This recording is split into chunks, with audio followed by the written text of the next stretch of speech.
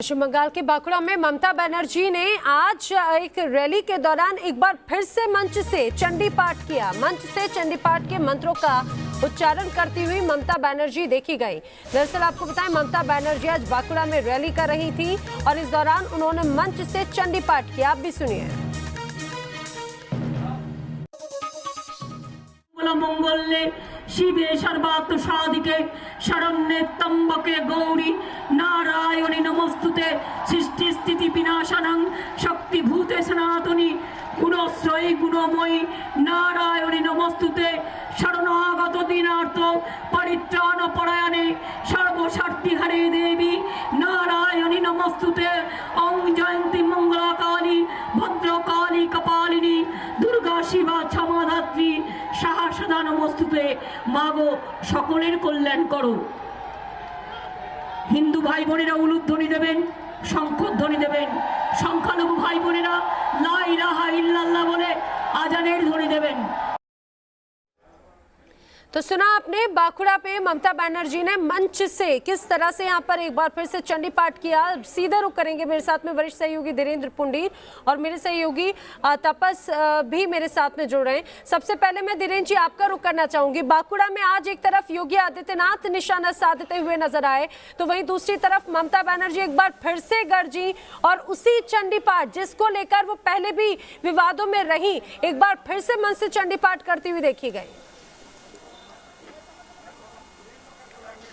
देखिए, पूरे समय में जब यहाँ योगी आदित्यनाथ थे, योगी आदित्यनाथ ने कहा कि अपने समर्थकों को उत्साह दिलाते, उन्होंने कहा कि एक परिवर्तन आ चुका है, वैचारिक तौर पर हम जीत चुके हैं। उन्होंने अपने भाषण में कहा कि 2014 से पहले देश में एक ऐसी नस्ल हो चुकी थी जिसके मंदिरों में जो मंदिरों में जाने से भी पहले सोचती थी और कि उनके सेकुलरिज्म पर खतरा हो जाएगा। और अब ममता बनर्जी जो है, ममता दीदी, उन्होंने ममता दीदी कहा कि ममता दीदी अब मंच से चंडी पाठ करती हैं। राहुल गांधी मंदिर जाते हैं और वो एक ऐसे चुनाव के समय मंदिर जाते हैं और एक बार तो मंदिर में गए तो पुजारी ने उनको ऐसी जगह ऐसे बैठ गए कि पुजारी ने टोका कि जैसे वो नमाज पढ़ने के लिए बैठे हों।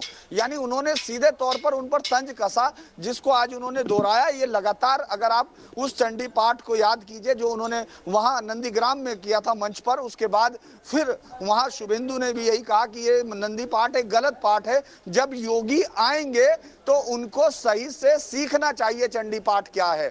यानी उस समय था कि ये चंडी पाठ, या जिस तरह से ममता बनर्जी अपने खिलाफ लगे तुष्टीकरण के आरोपों को धोने के लिए जिस तरह से वो बता रही हैं कि वो हिंदू हैं, वो ब्राह्मण हैं और मंच पर चंडी पाठ करती हैं, उसी के लिए यहाँ बरक्स दूसरा उस वाली लाइन के लिए योगी आदित्यनाथ पूरी तरह तैयार है। और यहाँ उन्होंने उस बात को कहा कि वो वैचारिक तौर पर जीत चुके हैं नैना।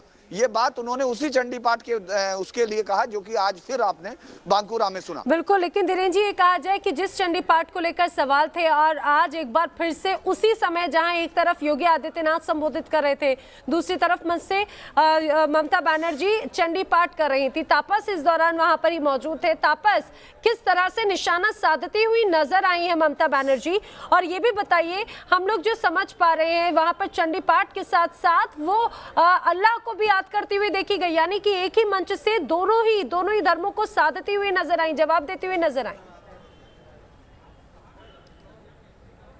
जी देखिए, ममता बनर्जी के खिलाफ तुष्टीकरण की राजनीति का आरोप बीजेपी काफ़ी सालों से लगा रही है और कहीं ना कहीं ममता बनर्जी को ये रियलाइजेशन हुआ है कि चुनाव से पहले हम उनको देखें। हमने देखा नंदीग्राम में भी बाकायदा वो कितने सारे मंदिरों में गई और पूजा अर्चना करने के बाद अपना नामांकन दाखिल की, और इस बार बांकुड़ा में आकर भी उन्हें चंडी पाठ करते हुए सुना गया। एक तरफ तो हिंदू वोट बैंक को कंसोलिडेट करने की कोशिश, तो दूसरी ओर अल्पसंख्यकों को भी अपने पास रखने की भी कोशिश ममता बनर्जी ने किया। जो हमें देखने को मिलेगा, बीजेपी जितना निशाना साध रही है ममता बनर्जी पे, ममता बनर्जी उतना ही कड़ा चुनौती बीजेपी की तरफ वापस वो चुनौती दे रही हैं। और अगर आप बांकुड़ा, पुरुलिया और मिदनापुर का ये इलाका देखें, ये राढ़ बांग्ला का इलाका खासकर आदिवासियों का गढ़ माना जाता है, तो यहाँ पर हिंदू वोट बैंक एक काफ़ी अहम भूमिका निभाएगी। और आने वाले दिनों में बीजेपी भी कोशिश करेगी ज़रूर, क्योंकि पिछले साल अमित शाह यहाँ से जो इलेक्शन कैंपेन का जो ब्यूगल बजाया था, उन्होंने बांकुड़ा से ही शुरू किया था। और ये बांकुड़ा एक ऐसा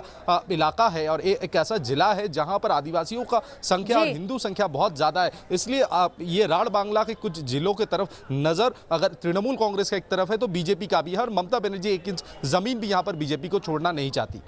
बिल्कुल, और इसी मन से सीधा निशाना साधते हुए भी नजर आई। धीरेन्द्र जी और तापस, आप दोनों का ही बहुत शुक्रिया।